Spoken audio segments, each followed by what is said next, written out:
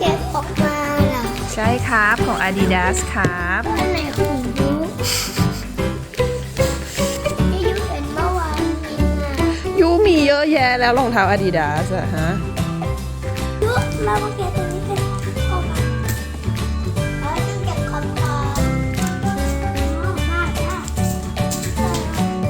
เฮ้ยเฮ้ยจักรยาน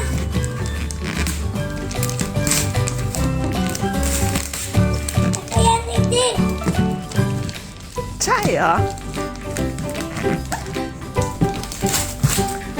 จะเป็นจักรยานของน้องเกลแน่ๆโอ้